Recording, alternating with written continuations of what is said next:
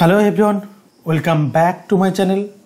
আজকের ভিডিওতে আমরা আলোচনা করব বিগত বছরের অ্যাসাইনমেন্টের কি প্রশ্ন এসেছিল। সোশিওলজির 4টে পেপারে আমরা আলোচনা করব এবং অ্যাসাইনমেন্ট সংক্রান্ত খুব বেসিক একটা ধারণা আমি আজকে দেব, কারণ বিগত 2 সপ্তাহ ধরে আমি বেশ কিছু ছাত্রছাত্রীদের তরফ থেকে একটা রিকোয়েস্ট পাচ্ছি যে অ্যাসাইনমেন্ট নিয়ে একটা ভিডিও করতে। তো অ্যাসাইনমেন্টের সেই বিষয়টার বলার জন্য আজকের ভিডিওটা করা। তো অ্যাসাইনমেন্ট অ্যাকচুয়ালি কীভাবে দিতে হবে, কতগুলো পেপার দিতে হবে, কত নম্বরের অ্যাসাইনমেন্ট এবং কতগুলো পজ করে অ্যাসাইনমেন্টটা সাবমিট করা যেতে পারে, কতটা সময় লাগে, অর্থাৎ কত সময়ের মধ্যে অ্যাসাইনমেন্টটা সাবমিট করতে হবে, এই সমস্ত কিছুর অ্যান্সার আজকে আমরা এই ভিডিওতে দিতে চলেছি। তাহলে প্রথমেই বলি, এই যে অ্যাসাইনমেন্টটার কতদিন আগে হয়, এক্সামের মোটামুটি 1 থেকে 1.5 মাস আগে অ্যাসাইনমেন্ট হবে, ঠিক আছে। এবং এই অ্যাসাইনমেন্টের যেটা হচ্ছে যে একটা ইউজার আইডি, যেটা এনরোলমেন্ট নম্বর বা mobile number, date of birth দিয়ে লগ ইন করতে হবে। লগ ইন করলেই একটা পেজ শো হবে যেখানে কতগুলি পেপার তোমার আছে, সমস্ত পেপারগুলি শো হবে। অর্থাৎ অ্যাসাইনমেন্ট প্রসেসটা সম্পূর্ণটা কিন্তু অনলাইনে, সময় কতটা থাকবে দেখো, এখানে আমি অলরেডি একটা পেপার আমি আলোচনা করছি যে ডিউরেশন থাকবে 2 ঘন্টা। 2 ঘন্টার মধ্যে টোটাল লগ ইন করার 2 ঘন্টার মধ্যে দিতে হবে। এবার লগ ইন করে 8টা পেপারের মধ্যে তুমি একটা পেপার আজকে দিয়ে সাবমিট করে রেখে দিলে পরের দিন আবার আরেকটা পেপার দিতে পারবে। হ্যাঁ, এটা নিয়ে অসুবিধা কিন্তু নেই। এবং পজ কতগুলো নেওয়া যাবে সেগুলো আমি আলোচনা করছি নিচে, সে বিষয়টাও বলছি। তাহলে মোটামুটি অ্যাসাইনমেন্ট আমাদের অনলাইন হবে। অ্যাসাইনমেন্টের কি হচ্ছে, অ্যাসাইনমেন্টের প্রত্যেকটা লিঙ্ক অনলাইনে গিয়ে ক্লিক করে সেখানে এমসিকিউ থাকবে। কটা এমসিকিউ থাকবে? 10টা এমসিকিউ থাকবে প্রতিটা পেপারে, এবং সেই 10টা এমসিকিউ 20 মার্কস থাকবে, অর্থাৎ প্রত্যেকটা কোশ্চেন 2 নম্বর করে। ওকে, অর্থাৎ এখানে কিন্তু 20তে 20 পাওয়া সম্ভব। আমি যে পেপারটা নিয়ে, যে কোশ্চেন পেপারটা নিয়ে আলোচনা করছি, কত পেয়েছে সেটাও আমি দেখিয়ে দিচ্ছি। এবং এই যে রেজাল্টটা, সেটা কিন্তু সাবমিট করার পর এটা কিন্তু ডাউনলোড করে নেওয়া যাবে। ওকে, এই সাবমিট করার পর একটা নির্দিষ্ট একটা টাইম দেবে, সেই টাইমে এটা ডাউনলোড করে নিয়ে তুমি জানতে পারবে যে এই অ্যাসাইনমেন্টে 20-র মধ্যে তুমি এক্স্যাক্টলি কত নম্বর পেলে। ওকে, চলো তাহলে অ্যাসাইনমেন্ট স্লিপ ডাউনলোড করার একটা নির্দিষ্ট টাইম দেবে। তাহলে ফার্স্ট ইয়ারে, অর্থাৎ ফার্স্ট সেমিস্টারে যারা রয়েছে, ফার্স্ট সেমিস্টার সেকেন্ড সেমিস্টার একসঙ্গে পরীক্ষা হবে, ফার্স্ট সেম সেকেন্ড সেম। এই 2টি সেমিস্টারে তোমাদের কতগুলি পেপার আসবে, কতগুলি পেপার থাকবে? প্রথমে বলি, 2টো কম্পালসারি পেপার, একটা হচ্ছে AEBG 11 আর একটা হচ্ছে AE এনভায়রনমেন্টাল সায়েন্স ES, প্রথমটা বাংলা, দ্বিতীয়টা এনভায়রনমেন্টাল সায়েন্স 21, অথবা এটা AEEG থাকতে পারে, BG বা EG। ওকে, আর তাহলে এখানে কম্পালসারি 2টো পেপার, আর GE পেপার থাকবে 2টি, 11-21, তাহলে 4টি পেপার হলো। আর অনার্সের থাকবে 4টি পেপার, CC1, CC2, CC3 এবং CC4। তাহলে কটা পেপার হলো? টোটাল 8টা পেপারের অ্যাসাইনমেন্ট তোমাদেরকে দিতে হবে। ওকে, চলো তাহলে এই হচ্ছে মোটামুটি অ্যাসাইনমেন্টের বেসিক আইডিয়া, বেসিক ধারণা দিলাম। এবার আসছি অ্যাসাইনমেন্টের, আমরা যেমন প্রথম পেপারটা দেখো CC1, গত বছরে CC1-এ কি প্রশ্ন এসেছিল আমরা সেটা আলোচনা করব। দেখো এখানে কিন্তু আমরা কোনো অপশান পাবো না, জাস্ট উত্তরটা আলোচনা করব। কারণ তোমরা অ্যাসাইনমেন্ট যখন সাবমিট করবে তখন তোমাদের কাছে এটা MCQ, অর্থাৎ 4টি অপশান থাকবে। ওকে, এই 4টি অপশানের মধ্যে একটি চয়েস করতে হবে, MCQ। চলো তাহলে প্রথমে বলে রাখি যে এটা হচ্ছে অ্যাসাইনমেন্ট ইভ্যালুয়েট অ্যান্সার, একটা স্ক্রিপ্ট, যেখানে এনরোলমেন্ট থাকবে, লার্নার সাপোর্ট অর্থাৎ স্টাডি সেন্টারের নম্বর থাকবে, পজ টেকেন, কতবার পজ করবে সেই পজ টেকেনটা এখানে দেওয়া আছে। আচ্ছা, আমি এক্স্যাক্টলি এখন এই মুহূর্তে আমার মনে পড়ছে না যে কটা পজ তোমরা ব্যবহার করতে পারবে, তবে 5 to 6 আই থিঙ্ক। ওকে, তোমরা কেউ কনফার্ম জানলে আমাকে একটু জানিও, কারণ আমি এই মুহূর্তে মনে করতে পারছি না যে এই পজটা কটা পজ তুমি নিতে পারবে। আর এখানে মোবাইল নম্বর থাকবে। চলো, এই হচ্ছে ওভারঅল ডিটেলস। এবার দেখে নিই যে আমরা এবার আলোচনা করব CC1 থেকে CC4 এই 4টি পেপারে যে 40টা প্রশ্ন, কি প্রশ্ন এসেছিল। ওকে, চলো, কেমন প্রশ্নের কোয়ালিটি কেমন বা প্রশ্নের স্ট্যান্ডার্ড কেমন সেটাও কিন্তু তোমরা এই আলোচনাটা দেখলে বুঝতে পারবে। প্রথম থেকে শেষ পর্যন্ত সবাই দেখবে আশা করছি ভিডিওটা। আর আরেকটা বিষয় বলে রাখি, তোমরা যারা নেক্সট ইয়ার মানে তোমাদের এবছরে যারা ফার্স্ট ইয়ার দেবে তারা অ্যাসাইনমেন্ট যদি বুক করতে চাও, দেখো assignment actually free. Assignment free কি? অ্যাসাইনমেন্ট হচ্ছে স্টাডি ম্যাটের সঙ্গে অ্যাসাইনমেন্ট ফ্রি। তোমরা যারা স্টাডি মেটেরিয়ালস নিতে চাইছো, 4টি পেপারের স্টাডি মেটেরিয়ালস অ্যাভেলেবেল আছে, বাই পোস্টে পাঠানো হবে। ওকে, বাই পোস্টে পাঠানো হবে। তোমরা নিচের দেওয়া নম্বরে যোগাযোগ করে নিও। ডিসক্রিপশন বক্সে দেখো একটা নম্বর আছে, আমি এখানেও নম্বরটা দিয়ে দিচ্ছি, 9563538762। এই নম্বরে তোমরা যোগাযোগ করে স্টাডি মেটেরিয়ালস বুকিং চলছে, বুকিং করে নিতে পারো। এর সঙ্গে অ্যাসাইনমেন্ট কিন্তু ফ্রি। অ্যাসাইনমেন্টের জন্য কোনো আলাদাভাবে কোনো ফিজ লাগবে না। ওকে, আমি ইউটিউব চ্যানেলেও এটা ফ্রি দেবো। যখন অ্যাসাইনমেন্ট আসবে ইউটিউব চ্যানেলে তোমরা আমাদের এই ইউটিউব চ্যানেলটিতে ফ্রি পাবে। তোমরা জাস্ট অল নোটিফিকেশন অন করে রাখো, তাহলে আপলোড হওয়ার সঙ্গে সঙ্গে নোটিফিকেশন চলে যাবে। ওকে, তাহলে অ্যাসাইনমেন্টের জন্য কোনো কোচিং সেন্টারকে আলাদাভাবে কিন্তু কোনো ফিজ দেওয়ার দরকার নেই, কারণ অ্যাসাইনমেন্ট আমরা এবছর থেকে প্রতিটা ইয়ারের অ্যাসাইনমেন্ট বিশেষ করে ফার্স্ট ইয়ার, সেকেন্ড ইয়ার, এবছরে 3টে ইয়ার থাকছে। 3টে ইয়ারের যতগুলো পেপার আছে সমস্ত পেপারের অ্যাসাইনমেন্ট সম্পূর্ণ বিনামূল্যে এই চ্যানেলেই কিন্তু পাবে। এশিয়াটিক, দেখো এবার আমরা কোশ্চেন অ্যান্সার আসি। এশিয়াটিক সোসাইটি কত সালে প্রতিষ্ঠিত হয়? 1774। দেখো এখানে এই পার্টটা কিন্তু এটা হচ্ছে বিশেষ করে ক্লাস 10-এর ইতিহাসে আশা করছি তোমরা পড়েছো। ওকে, খুব হিস্ট্রি পার্সপেক্টিভে এটা। সোসাইটি গ্রন্থটির রচয়িতাকে ম্যাকাইভার এবং পেজ। তারপরে কোশ্চেন দেখো, কমিউনিটি থেকে কোশ্চেন দিয়েছে। কোন সংস্থার সঙ্গে আমরাবোধ বিষয়টি যুক্ত, যেটাকে আমরা উই ফিলিং বলি, কমিউনিটি। ওকে, সম্প্রদায়ের মধ্যে আমরাবোধটা থাকে। তারপর আসছি, কোন সমাজতাত্ত্বিক সামাজিক গোষ্ঠীকে প্রাথমিক এবং গৌণ গোষ্ঠীতে ভাগ করেছেন? প্রাইমারি গ্রুপ এবং সেকেন্ডারি গ্রুপ, চার্লস কুলি।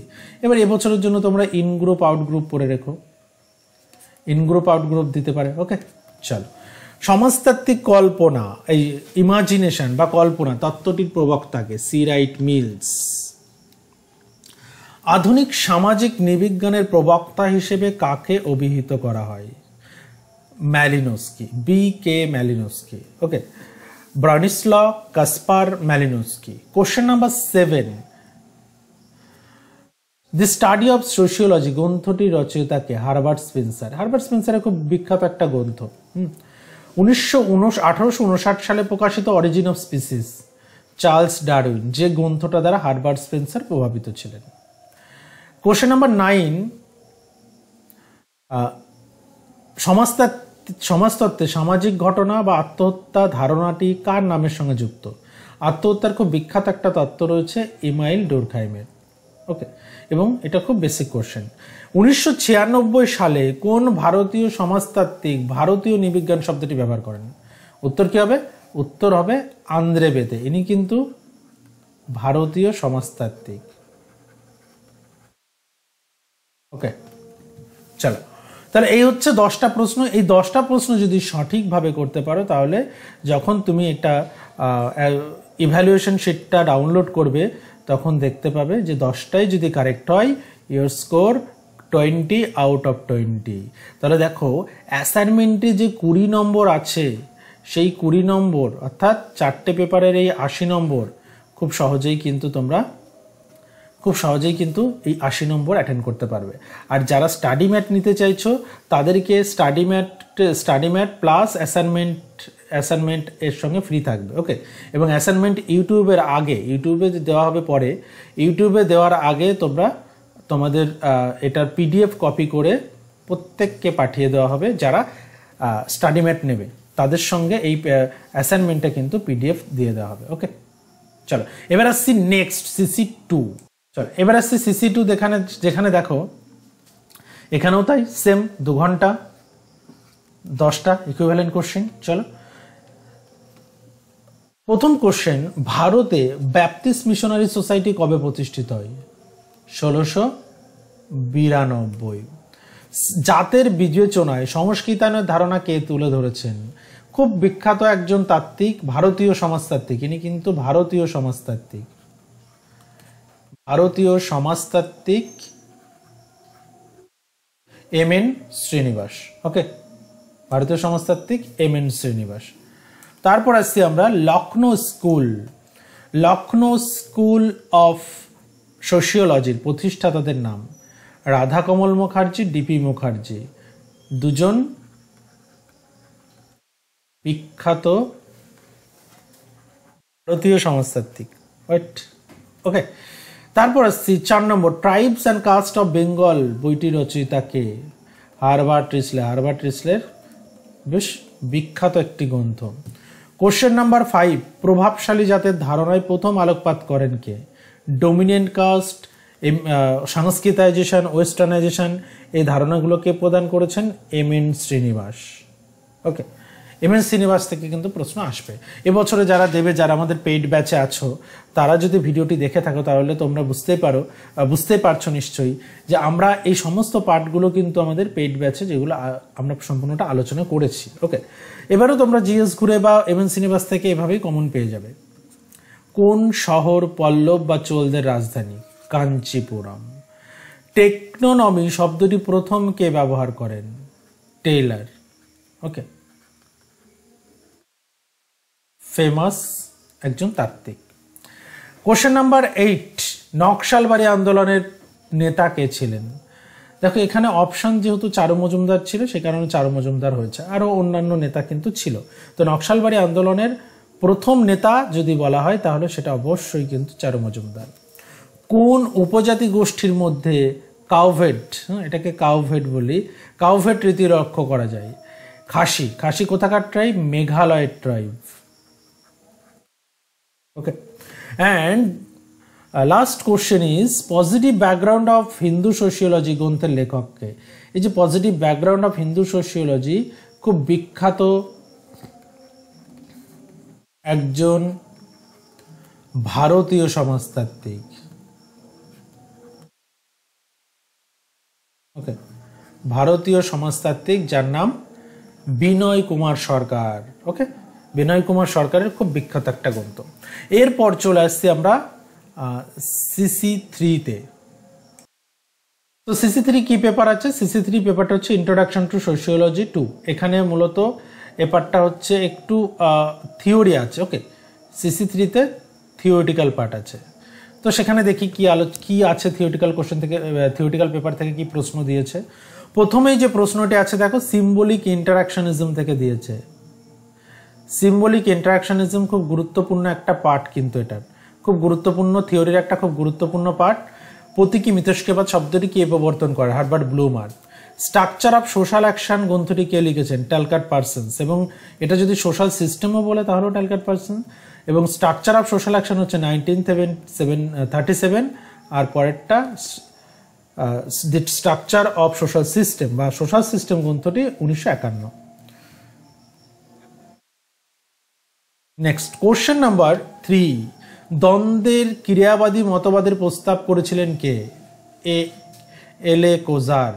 ওকে, তারপর হচ্ছে who has written the book social behaviour and it's element form? Social behaviour and it's elementary forms গ্রন্থের রচয়িতাকে? George C হোম্যান্স। দেখো এখানে অনেকগুলো বই দেখলাম যে বইয়ের বুকসের অথর দিয়েছে, তো CC3-তে কিন্তু সেভাবেই প্রিপারেশন নিতে হবে। ওকে, বুকসের অথরগুলো একটু ভালো করে দেখতে হবে। লিঙ্গগত অসাম্য তত্ত্বের প্রধান প্রকাশ কি? উদারনৈতিক নারীবাদ। সমাজতত্ত্বে ক্রিয়াবাদী বিকল্পের ধারণা কে প্রদান করেছিল? Functional alternative R K Merton. R K Merton ফাংশনালিজমের অল্টারনেটিভ 4টি পার্টের কথা বলেন। সেগুলো ফাংশনালিজমের যে মূল বক্তব্য তাতে তিনি বিশ্বাসী ছিলেন। কার সাথে সমাজের বাস্তব ধারণাটি যুক্ত? ইমাইল ডুরখাইম। এখানে যে অপশনগুলো রয়েছে তার মধ্যে সব থেকে সুইটেবল এটা। ওকে, তারপর আসছি কাঠামোবাদী ভাষা বিজ্ঞানের প্রবক্তাকে? কাঠামোবাদী structural linguistic Ferdinand D Sasur. ওকে, ডারেনডপের তত্ত্ব অনুযায়ী অনিবার্যভাবে আমাদের কিসের দিকে ঠেলে দেয়? দ্বন্দ্ব। কারণ দ্বন্দ্ব তত্ত্বে আমরা কাকে পড়ি? ডারেনডপকে পড়ি, কোজারকে পড়ি।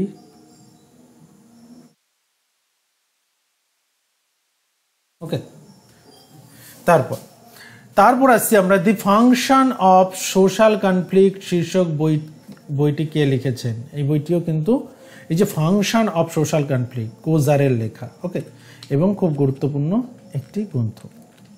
তাহলে এটা গেল আমাদের CC3। এরপর চলে আসছে আমরা CC4 এ কি প্রশ্ন এসেছে।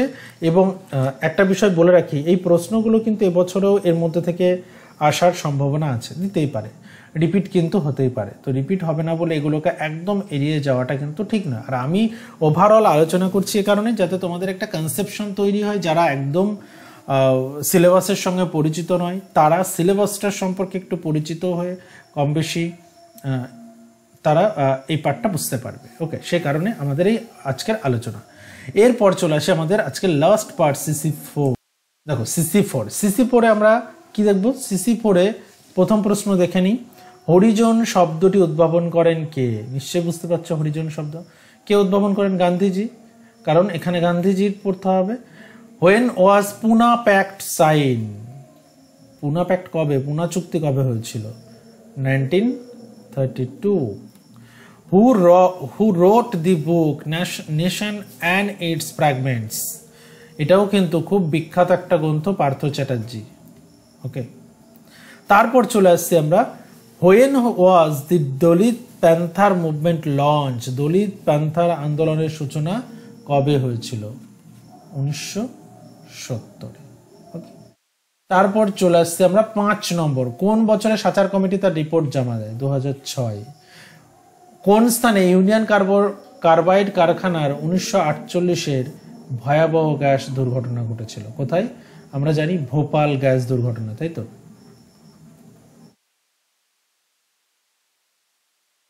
ওকে, চলো তারপর চলে আসছে আমরা কোশ্চেন নাম্বার 7। বাংলায় সংগঠিত একটা কৃষক আন্দোলনের নাম করো। সেটা যে কোনো আন্দোলন হতে পারে। তেভাগা। গোলাপি গ্যাং হয়েছিল উত্তরপ্রদেশ, ইউপি স্টেটে, মনে রাখবে গোলাপি গ্যাং গঠন করা হয়েছিল। সেবা কোন ক্ষেত্রের গুরুত্বপূর্ণ ভূমিকা পালন করে? সেবা কি ছিল? নারী ক্ষমতায়নের বা ওমেন এম্পাওয়ারমেন্টের ক্ষেত্রে একটা গুরুত্বপূর্ণ ভূমিকা পালন করে, ওকে। সেবার ফুল ফর্ম কি? সেবার ফুল ফর্ম হচ্ছে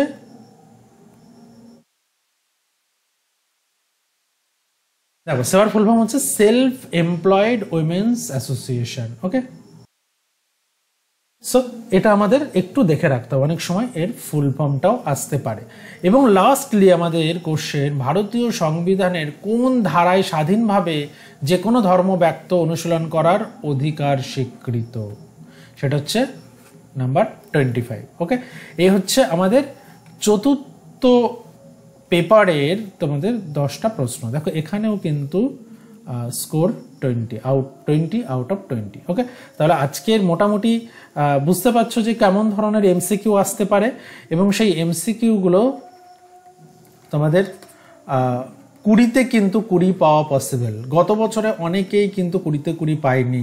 আমি বেশ কয়েকজনের রেজাল্ট পরবর্তীতে দেখেছি যারা কিন্তু 20-তে 20 পায়নি, অথচ 12 থেকে 14-র মধ্যে পেয়েছে, অথচ তারা কিন্তু 2 থেকে 4 নম্বরের জন্য অনেকে ফেল করেছে। তাহলে বুঝতে পারছো, অ্যাসাইনমেন্টে যদি এই 20-তে 20 পেত তাহলে 8 নম্বর বেশি পেত, তাহলে 2 বা 4-এর জন্য কখনোই ফেল হতো না। তাহলে চেষ্টা করতে হবে যেটা আমার হাতের মধ্যে আছে সেটার পুরো আউট অফ 20 পাওয়া, 10-এ 10টাই যেন ঠিক থাকে, ওকে। আজকের ভিডিও শেষ করছি এখানে। আরও একবার বলে রাখি, যারা প্রথমবার এসছো তারা অবশ্যই চ্যানেলটিকে সাবস্ক্রাইব করে রাখো পরবর্তী ভিডিওর জন্য, কারণ অ্যাসাইনমেন্টের সমস্ত ভিডিও তোমরা এই চ্যানেলে পাবে। আর যারা স্টাডি ম্যাট এখনই নিতে চাইছো, কারণ পরীক্ষার খুব বেশি দেরি নেই, আর 3 থেকে 4 মাস, অক্টোবর থেকে পরীক্ষা শুরু হবে, যতটা খবর আছে অক্টোবর থেকে পরীক্ষা শুরু হবে। তো সেক্ষেত্রে প্রিপারেশনটা এখন থেকেই নেওয়া শুরু করতে হবে। এবং যারা স্টাডি ম্যাট চাইছো তারা অবশ্যই স্টাডি ম্যাট বুক করো। তোমরা 10 থেকে 15 দিনের মধ্যে স্টাডি ম্যাট পেয়ে যাবে। তো সেই কারণে স্টাডি ম্যাটটা পাওয়ার জন্যও কিন্তু তোমাকে আগে থেকে বুক করতে হবে। আদারওয়াইজ পরীক্ষার আগে গিয়ে যদি তোমরা স্টাডি ম্যাট বুক করো সেক্ষেত্রে কিন্তু স্টাডি ম্যাট বাই পোস্টে পৌঁছানো হয়তো পসিবল হয়ে উঠবে না। তো সেই জন্য চেষ্টা করো আগে ফার্স্ট সেমিস্টার টোটালটা কমপ্লিট হয়ে গেছে, মানে ফার্স্ট ইয়ার হ্যাঁ, ফার্স্ট ইয়ার যারা রয়েছে তারা টোটালটা কমপ্লিট হয়ে গেছে, তারা অবশ্যই চ্যানেল বুক করে নিও, নোটটা বুক করে নিও, তোমরা 8 থেকে 10 দিনের মধ্যে পেয়ে যাবে। ওকে, আর তোমাদের যদি কোনো ভিডিও লাগে, যদি কোনো ভিডিও প্রয়োজন হয়, তাহলে অবশ্যই তোমরা কমেন্ট বক্সে জানিও কোন টপিকের উপর ভিডিও করলে তোমাদের হেল্পফুল হয়। আলটিমেটলি চ্যানেলটা তোমাদের জন্য, তো যে কোনো কোয়েরিজ, যে কোনো সমস্যা যদি হেল্প প্রয়োজন হয় তাহলে অবশ্যই কমেন্ট বক্সে জানাবে, বা তোমরা আমাদের যে নিচে দেওয়া হোয়াটসঅ্যাপ নম্বরেও তোমরা কন্ট্যাক্ট করে জানাতে পারো। সেক্ষেত্রে যতটা পারি, আমার দিক থেকে যতটা পারি আমি হেল্প করার ভীষণভাবে চেষ্টা করবো। ওকে, দেখা হচ্ছে পরের ভিডিওতে।